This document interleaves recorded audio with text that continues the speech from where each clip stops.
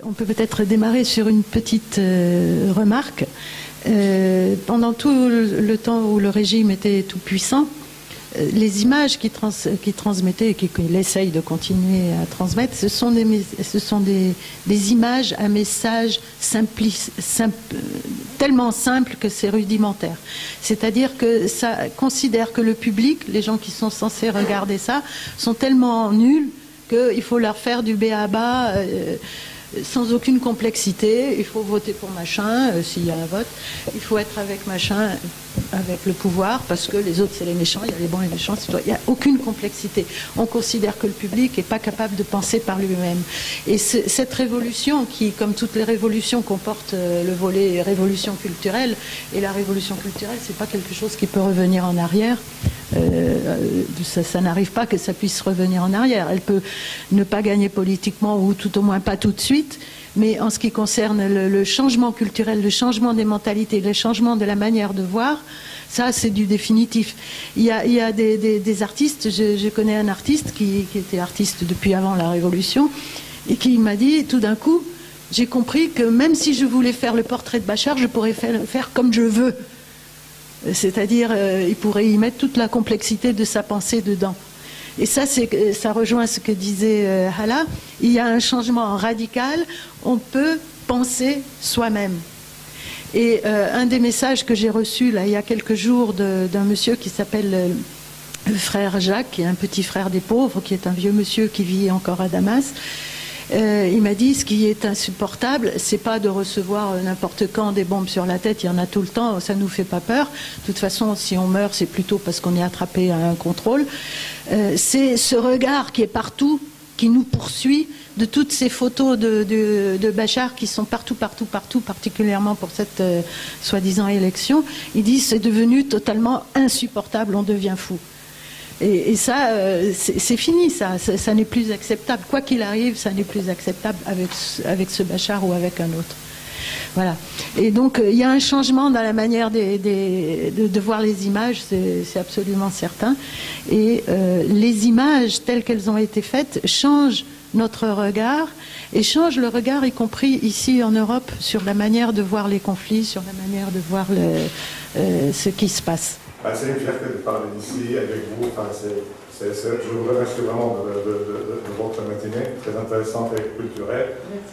On sait depuis toujours que les artistes syriens se sont distingués de toute façon par l'histoire du monde arabe, par leur créativité, par leur création, par leur travail. Mais on sait aussi que ces artistes-là faisaient partie des élites qui ont fait des études à l'étranger, qui ont été persécutés par le régime, qui ont pu travailler un petit peu à l'étranger ou qui ont fait sortir leur travail un petit peu à l'étranger pour avoir des prix, et leur travail souvent était interdit en série. Les Syriens l'ont regardé de temps en temps sur d'autres chaînes ou par d'autres moyens. On a découvert avec la Révolution que les Syriens, même dans les plus petits villages, étaient capables de faire de la création artistique. Ils ont été capables de faire des images alors qu'ils n'avaient pas fait vraiment de formation particulière là-dessus. Alors on ne sait pas pourquoi, on ne sait pas si parce que la Syrie est l'héritière d'une civilisation millénaire ou c'est parce que c'est un carrefour de passage historique. Par exemple, mademoiselle Mariam, elle a parlé aussi de la différence dans la formation entre dans les écoles en Syrie, dans les écoles artistiques en Syrie et les écoles artistiques en France. Et je souhaiterais éventuellement qu'elle puisse développer un petit peu sur ce sujet pour savoir exactement la différence qu'il y a entre la formation en Syrie et la formation en France. Et puis il y a plein de sujets où on peut en discuter, mais bon, c'est toujours difficile de parler dans ces circonstances. J'espère que la Révolution réussira un jour et on pourra éventuellement faire l'inventaire de la création artistique en Syrie de façon beaucoup plus libre, beaucoup plus importante. Merci. Je vais commencer avec la question. Là, je vais parler des petits villages. Je pense que parce que dans les petits villages, il y a des artistes, mais qui n'ont pas eu les formations, parce que les petits villages en Syrie, ils sont abandonnés. Et c'est pour ça aussi la révolution, elle n'a pas commencé à Damas, parce qu'on était trop capitale. Alors Damas, il y a presque tout. L'école de Beaux-Arts, il y a une seule école de Beaux-Arts en toute la Syrie, il n'y a que à Damas. Alors comment les gens à Kafr Nebel, ils peuvent aller à Damas, payer cher pour aller faire la formation à l'école de Beaux-Arts et tout. Alors c'est pour ça. Alors je pense qu'ils sont artistes, mais qui n'ont pas eu cette... je ne vais pas l'appeler chance, parce que c'est pas seulement chance. c'est pas vraiment chance. Ils ont eu leur chance aujourd'hui avec la révolution de s'exprimer. Alors ils sont vraiment peut-être artistes, mais qui n'ont pas eu cette formation d'être artistes. Et c'est pour ça j'ai dit qu'à la fin, c'est le public qui trie. C'est vrai qu'il y en a vraiment beaucoup maintenant à voir, et des fois on a un petit peu de pollution dans l'œil, parce qu'on voit beaucoup, à la fin on est un peu fatigué, mais petit à petit on a commencé à choisir, et c'est pour ça on compte sur les gens qui continuent. Comme elle a dit, Hala aussi, on va continuer, et on va compter sur les gens qui continuent, et c'est eux. Alors par rapport à la formation entre la Syrie et la France, ce n'est pas par rapport que la France c'est meilleur la Syrie, et n'est pas le contraire. C'est juste que je trouve que c'est très de valeur que j'ai eu d'autres façons de faire. Surtout que aussi en Syrie c'était une autre formation que celle de la France aussi. Là-bas c'était vraiment de la scénographie, dans le théâtre, on travaille avec des textes et des profs de théâtre et des acteurs et actrices. Et ici on travaillait avec des artistes et contemporains, très contemporains. Par rapport, nous, on était où? Parce que nous, on a vraiment en Syrie, malheureusement ou heureusement, on a les universités russes, en fait, parce qu'on a des profs russes qui viennent donner les cours. Et on ne compte pas sur les Syriens. Et ça, c'est un peu dommage. Et j'espère qu'après la révolution, ça change, que les Syriens aussi peuvent donner des cours, peuvent donner des choses, et on n'a pas besoin vraiment de chercher des professeurs tout le temps à gauche et à droite pour avoir des formations. Sinon, la France, ce qui est intéressant ici, qu'il y a un espace de liberté d'expression assez intéressant. On a aussi des outils beaucoup plus, et on a beaucoup plus de visuels aussi. Alors je peux pas parler d'information seule, sans l'entourage, parce qu'ici il y a les expositions, il y a les bibliothèques, il y a les livrets, il y a tout ça. Et malheureusement en Syrie, parce qu'il n'y a pas la liberté, on n'ouvre pas les bibliothèques, on n'a pas des livres, on ne veut pas que les gens regardent plus loin que la Syrie. On veut vraiment les localiser. C'est pour ça, quand c'est la révolution, on a bombé, on a sorti des belles choses, et j'espère que ça continue.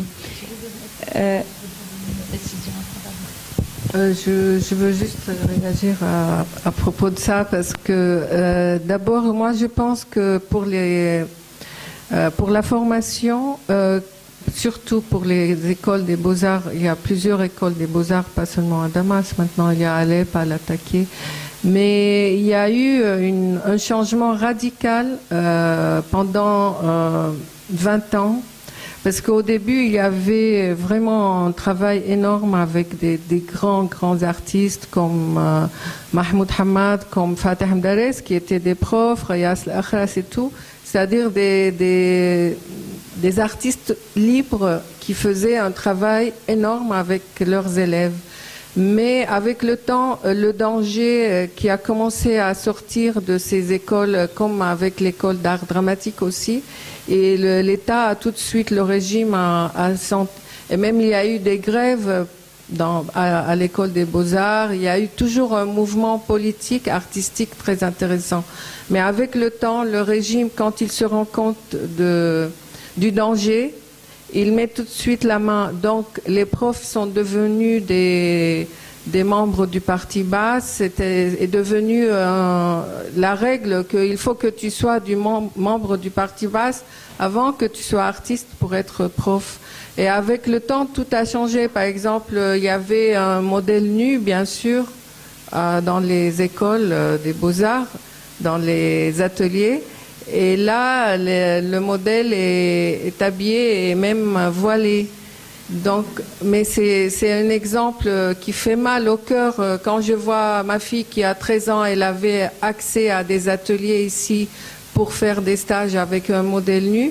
C'est ça un peu la comparaison, parce qu'il y a un travail énorme de la part du régime pour réduire la liberté. Et c'est ça le rapport avec tout ce qui est comme production artistique maintenant, c'est le rapport avec la liberté d'imaginer et d'utiliser notre imagination et de pouvoir rêver et de pouvoir voler. Et c'est ça que le régime essaye couper et de réduire. Parce que moi, j'ai touché ça de près avec les jeunes cinéastes. Que c'est vrai, on n'avait pas vraiment la possibilité, parce que les réalisateurs, ils quittent la Syrie pour aller faire des études à l'étranger, puisqu'on n'a pas d'école du cinéma, on n'a rien pour le cinéma d'ailleurs. Et ils reviennent, ils deviennent fonctionnaires, ils font la queue pour pouvoir faire 4 ans ou 5 ans ou 10 ans après un film, et le film qui va être peut-être censuré ou montré, on ne sait pas. Donc la jeunesse, elle n'avait pas accès à la formation cinéma.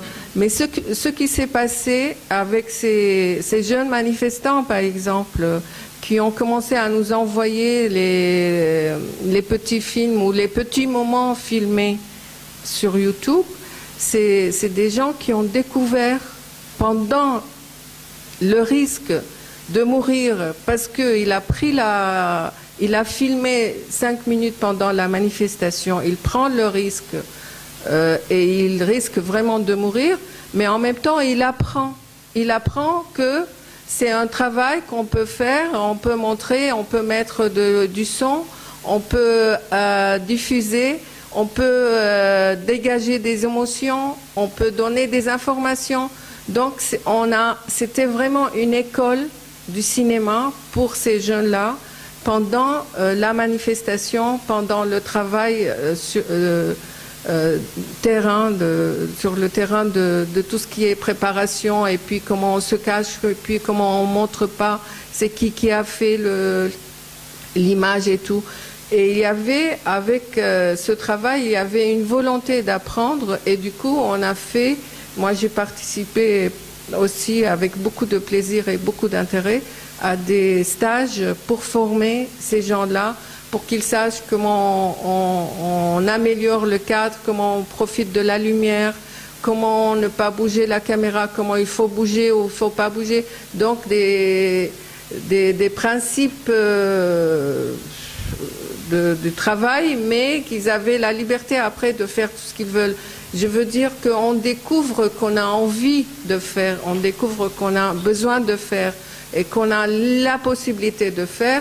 Et tout ça, ça se fait en même temps, et ça donne à la fin un produit artistique ou qui a une valeur intéressante ou non, mais c'est un produit individuel qui raconte un moment et qui accompagne quelqu'un dans sa découverte, comment il arrive à trouver ses capacités.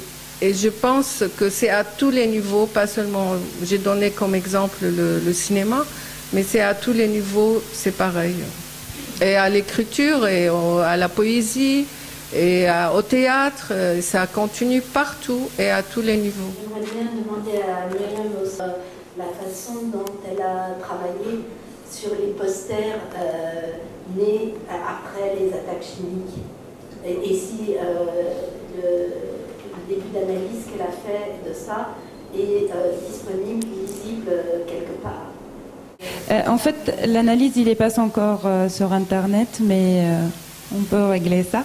En tout cas, j'ai travaillé j'ai commencé à travailler sur les photos mises en photo, les photos mises en scène en fait, et comment on peut trahir en photo. Ça veut dire on peut donner ce que nous on a envie de dire dans une photo et qu'elle sera pas vraie, qu'elle sera vraiment mise en scène. On choisit, c'est du réel, mais nous on choisit ce qu'on veut dans cette image, dans ce cadre-là, que c'est à nous de choisir, on choisit ce qu'on veut donner dans ce cadre, on choisit ce qu'on veut dire. Et à partir de ça, j'ai commencé aussi à chercher sur les identités des objets. Comment un objet, il a une identité. C'est pour ça que je suis allée vers la guerre chimique, parce qu'il y avait des objets qui ont eu une identité. Comme le masque, comme toutes les sortes de masques. Après, si vous voyez un petit peu des posters qui ont sorti, il y a des masques, des designs des masques qui est sorti pour des enfants, des filles, et des femmes, et des mecs, et des bébés même. Alors, ça a vraiment ouvert la création à tout le monde, créer des objets à partir d'un seul objet pour critiquer une seule événement qui est passé. Mais après, on peut peut-être les utiliser une double sens après avec d'autres événements. Mais ça, c'était pour la série. Et je trouvais ça intéressant à parler, surtout quand on parle d'un message mis en scène, mis en photo. Par contre, j'aimerais bien parler de l'exemple de photo mise en scène. C'est vrai que là, j'ai parlé sur la photo de... Ouais, en fait, la photo que tout le monde connaît, c'est le mangeur de cœur, le mec qui a mangé le cœur. Ouais, pour moi, celle-ci, je l'ai pris comme une photo mise en scène, parce que c'est comme si on voit plus du tout ce qui se passe dans la Révolution, on met le cadre sur cette personne-là, on dit que la Révolution en tout, elle fait que ça. Alors ça, c'est une photo prise en cadre, prise en scène, prise en pensée aussi. En plus, nous, on ne connaît pas ce qui est autour de lui. C'est fini. La prise de photo, la prise de vidéo, c'était pris sur lui, tout ce qu'il fait lui, et c'est fini. Et c'est comme si toute la Révolution, elle a les mêmes comportements de lui. En plus, on n'a pas arrière-photo, on n'a pas arrière-scénario, on ne sait pas cette personne, qu'est-ce qu'il a eu dans sa vie pour arriver à cette violence-là. Alors c'est ces choses-là que j'étais en train de travailler comment on peut vraiment diriger les gens, manipuler les gens par une photo qui peut être vraie, mais c'est aussi mise en scène, mise en discours, et on ne sait pas vraiment cette personne, qu'est-ce qu'il a eu vraiment pour avoir celle-ci. Tu avais dit, Hala, qu'il y avait de grands artistes qui étaient des professeurs. Moi, ce que j'ai envie de dire, c'est qu'on n'était pas vraiment libre, même à cette époque-là. Oui, il y avait moins de libre. Et ce que j'ai envie de dire, c'est que aussi, bon, effectivement, on n'avait pas de... C'est-à-dire aujourd'hui, bon, on ne peut pas du tout avoir de modèle nu, mais je peux t'assurer que même à l'époque, on avait une difficulté énorme à en avoir. C'était vraiment très, très, très compliqué. Et j'ai envie de dire aussi que ces grands artistes qui étaient là avant, eux, ils vivaient et ils n'arrivaient pas à se révolter contre une répression qui est certainement la répression de la société syrienne. Et j'estime qu'au départ, il y a une société répressive qui empêche le corps d'exister. Et peut-être que c'est une des raisons pourquoi la plupart de ces artistes, ils adoptaient, ils prenaient la voie du style, de l'expression abstraite, c'est-à-dire qu'ils avaient pour la plupart une pratique de l'art abstrait. Je pense qu'ils ne sont pas allés jusqu'à déchirer le masque de cette société-là. Et je crois que ce qui se passe aujourd'hui, ce qui s'est passé aujourd'hui avec la révolution syrienne, est plus fort et plus libérateur. Et qu'à la limite, il y a déjà en germe cette capacité de déchirer le masque, non seulement de la répression du régime, mais aussi de la nature répressive de la société syrienne. Mais tu m'as mal compris. Je voulais justement affirmer, c'était justement le pouvoir justement de nous faire renaître que justement a produit cette révolution. Et j'abonde dans ton sens, je veux dire, j'étais tout à fait témoin de la manière dont on mettait de côté ces grands maîtres et on installait ces sous-fifres du pouvoir. Je ne voulais pas dire que c'était libre, j'ai donné un exemple pour dire qu'il y avait des profs, artistes et pas membres du parti de base. C'est ça la seule... mais je sais à quel point il y avait... Mais pour ça, il y avait des grèves à l'école des Beaux-Arts, parce que je connais très bien, tu sais, l'ambiance des années 80 ou 75-80, où il y avait une vraie révolte au fond de l'école, parce que les élèves, ils n'arrivaient pas à avoir des moyens techniques, parce qu'ils savaient que s'ils montent un peu le discours... Non, ça je sais, mais je voulais juste donner un exemple, et puis pour le modèle nu aussi, c'est un exemple pour dire comment on est en dégradation, malheureusement. Mais je compare jamais rien dans la vie et sur la planète avec la révolution syrienne. Pour moi, c'est... Justement, c'est-à-dire ça n'a rien à voir. Ce que je voulais justement affirmer, c'était justement le pouvoir, justement, de nous faire renaître, que justement a produit cette révolution. Et j'abonde dans ton sens, je veux dire, j'étais tout à fait témoin de la manière dont on mettait de côté ces grands maîtres et on installait ces sous-fifres du pouvoir. Juste un petit mot complémentaire.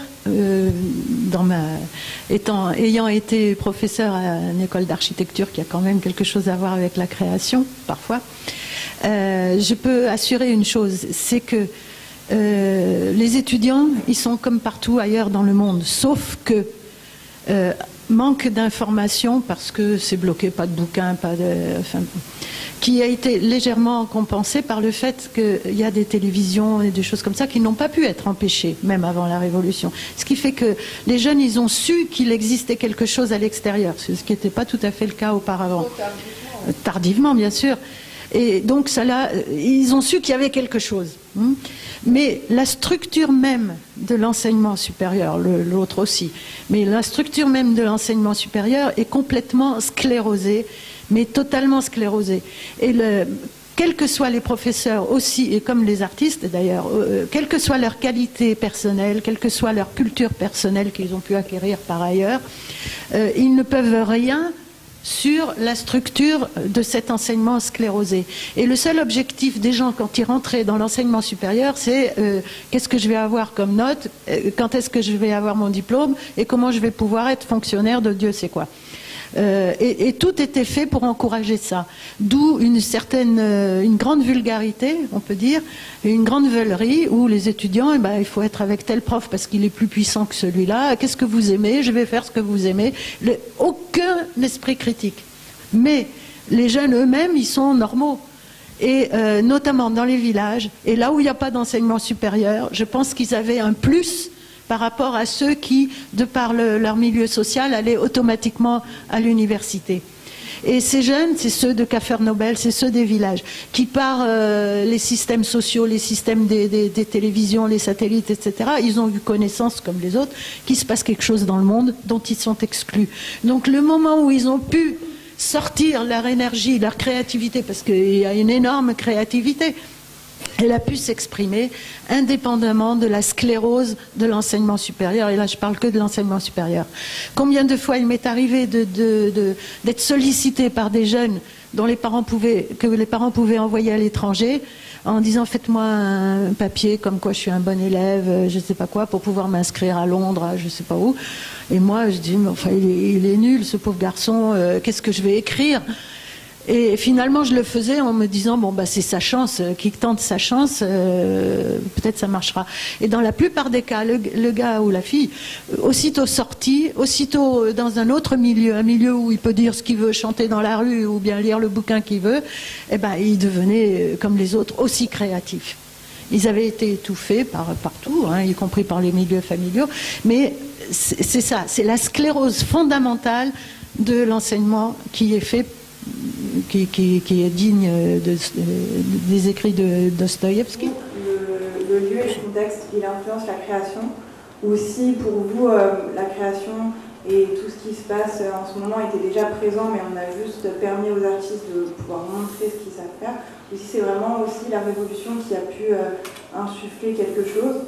Et je voulais savoir aussi si pour vous la perception des gens et donc des Syriens est aussi influencée par ce contexte, et si du coup les Syriens voient l'art et les choses différemment à cause de cette révolution. Voilà. Est-ce que votre passage à Rennes aux Beaux-Arts a sensibilisé les autres étudiants à la Révolution? Est-ce que vous avez travaillé un peu avec eux sur certains projets? Et est-ce que du coup, ils se rendent compte, parce que la société civile ici ne se rend pas très bien compte de ce qui se passe en Syrie, on le voit, on a du mal quand même à drainer les gens. Donc est-ce qu'ils se sont rendus compte de ce qui se passait en Syrie? Et est-ce que ça a donné un élan là-bas en particulier? Alors c'est ça ce que je voulais dire. Tout à l'heure, quand ils ont parlé de la censure, en fait, en France, j'ai eu des censures sur mes projets aussi, des fois. Des censures, des fois religieux, des fois sexuelles, des choses comme ça. Mais c'est pas des censures genre interdits, mais c'est genre que les profs n'arrivent pas à gérer ton travail à un moment donné. Et ça ça te censure plus ou moins parce que c'est les profs qui vont te compter un jour. Des fois, il aimait bien les résultats, mais il aimait pas les recherches à l'arrière. Il me disait, montre les résultats, résume tes recherches, parce que dans mes recherches, il y a des choses qui choquent. Et les résultats, c'est des fois plutôt esthétiques. Je vais avoir un site bientôt, vous allez peut-être voir un peu. C'est vrai que moi, mes recherches, des fois, ils sont vraiment dans la violence et je sors des résultats plutôt esthétiques. Et à un moment donné, j'ai eu cette censure ici en France et il faut vraiment toujours tourner. Ça veut dire qu'il acceptait les résultats, mais il voulait tourner. Pareil en Syrie, on a les censures qui sont été depuis longtemps. Mais on arrivait aussi à jouer avec les censures. Ça veut dire, moi, étant étudiante au conservatoire de théâtre, c'était facile pour moi et c'était très bien de tomber sur une pièce de Piquette en attendant de Godot qui est remplie de politique. Et c'est très bien, là, c'est mon stade, je joue ce que je veux, mais j'ai pas besoin de parler, c'est mes dessins qui parlent. Et là, des fois, vraiment, ça passe. Ça, c'est un truc que j'ai entendu dans le film que Hala elle a réalisé. Elle avait une petite partie qu'elle a parlé avec Ali Farzad, qui a dit que lui aussi, Ali Farzad, c'est un caricaturiste très célèbre syrien, qu'à un moment donné, c'était ça pour lui aussi, pour mettre ses dessins dans les journaux. Il faisait comme ci, comme ça, disant « Oh non, je voulais pas dire ça, mais c'est fini, il l'a dit, et les gens qui veulent le comprendre, ils le comprennent. » Alors je pense que nous, on avait ça depuis longtemps, ça c'est ici en France, et c'est ça ce que je vraiment le trouve dans l'art. L'art, il cherche toujours la nouveauté, il cherche toujours à révolter. Révolter, révolter et révolter. Et c'est vrai que la révolution en Syrie, ça a aidé les gens à s'exprimer plus fort. Et c'est vrai qu'on est aujourd'hui un petit peu des fois bloqués. Malheureusement, des fois, on est bloqué, on n'arrive plus à penser que ça. On est un petit peu trop dans la révolution parce que ça mange nos vies, ça mange nos quartiers, ça mange nos maisons, notre peuple. On n'arrive pas trop à dire j'ai envie de dessiner une fleur et de ne pas penser qu'il y a une révolution dans mon pays. C'est un peu très difficile. Et je vais lier tout de suite avec l'autre et donner à Hala parler. Alors, par rapport les étudiants à l'école et tout, et même mes entourages à Rennes, c'est vrai qu'à Rennes, mes entourages, ils sont la plupart des Français, des Bretons et tout. Alors, oui, je pense qu'il y a maintenant des gens autour de moi qui suivent les nouvelles plus que moi, même, qui viennent pour me dire « On a vu qu'il se passe ça et qu'il se passe ça ». En plus, dans les détails, il y a des gens qui sont tombés amoureux dans le pays. C'est parce que moi, j'aime mon pays et je l'aime trop et je transmets ça. Et j'aime la France parce que j'aime aussi mes amis. C'est Mounir Shahrani aussi. Un jour, il a écrit une phrase, je ne peux pas le dire comme elle est, mais je vais le traduire un peu, que Ghourbati, je me sens étranger dans le lieu où il n'y a pas un ami. Et là, je pense qu'il a écrit pour Youssef Abdelki quand il était en prison. Parce que c'est son ami. Alors, et moi, je ressens ça aussi. Les amis créent un petit peu moins d'étrangères autour de nous. Alors, et eux, ils ont essayé de s'approcher, moi aussi. Et c'est comme ça, j'arrive à continuer à vivre ici, loin de tout ce qui se passe en Syrie. Oui, c'est un sujet très, très vaste. Mais moi, je veux dire par rapport à ce qu'on a vécu maintenant, c'est... par exemple, hier, j'ai vu un documentaire sur un grand poète syrien qui est décédé il y a quelques années, qui s'appelle Mohamed Marout, qui a fait une vraie révolution dans la poésie syrienne et arabe. Et il était en train de parler de son expérience en prison. Et il a dit que, parce que c'est un écrivain aussi de théâtre, il a écrit des pièces de théâtre. Et il a dit que pendant la prison, c'était dans les années 60. Comment il a fait des pièces de théâtre à l'intérieur, comment il a fait même jouer les agents qui les contrôlaient ou les gardiens et tout ça. Et je me suis dit, même moi, qui connais très bien, je me prétends connaître très bien cette partie de mon pays, je ne savais pas qu'il y a eu dans les années 60 des pièces de théâtre jouées dans les prisons. Parce qu'on a pensé que seulement notre génération, parce que j'ai vécu ça, on a fait des pièces de théâtre, on a joué, on a fait des soirées de poésie dans la prison et tout. Mais je veux dire avec cet exemple qu'il nous manque les informations. Parce que c'était interdit aussi de faire notre version de notre histoire. C'était interdit de noter, c'était interdit de publier, c'était interdit de raconter. Donc il y a plein de choses à découvrir dans notre passé proche et passé lointain aussi. Et je pense que ça sort maintenant. Quand on voit par exemple un film qui s'appelle Hama 2011, on sait, nous, les Syriens, qu'il y a eu en 82 des massacres, que aussi des quartiers ont été détruits dans cette ville, mais il n'y a eu jamais de témoignages. Les gens, ils n'ont jamais osé parler. Même moi, je suis de Hama, j'ai jamais eu des vraies histoires que les gens me racontaient, qu'on a vécu ça, il y a eu ça, ils ont tué mes enfants, ils ont cassé tout. Et avec ce film, il y a des gens qui ont osé témoigner de ce qu'ils ont vécu il y a 30 ans. Et ils ont été dans le silence pendant 30 ans. Ils n'ont jamais osé dire un mot. Et là, grâce à la Révolution, ils ont commencé à raconter ce qu'ils ont vécu. Je veux dire que c'est sûr qu'il y a des artistes, c'est sûr il y a des poètes, c'est sûr il y a des écrivains, c'est sûr il y a des artistes, des danseurs, des musiciens, mais tout était enterré. Mais aussi c'est sûr que la Révolution a joué un grand rôle pour montrer ce qui est enterré, mais aussi pour faire découvrir aux personnes même qu'ils ont une voix à sortir. Donc il y a les deux. Et moi je pense avec le temps on va découvrir encore et encore des choses, parce qu'il y a les expressions artistiques directes et dans l'émotion et dans le vif, mais aussi il y a un travail lent et un travail dans la recherche au fond. Et ça va sortir et ça va arriver. Et je pense cette période très grise, je dis pas noire, je veux pas dire noire, cette période très grise, c'est une pause aussi pour qu'on rassemble de nouveau notre force, mais aussi pour peut-être écrire, pour faire des choses qu'on n'a pas pu faire pendant ces 3 ans.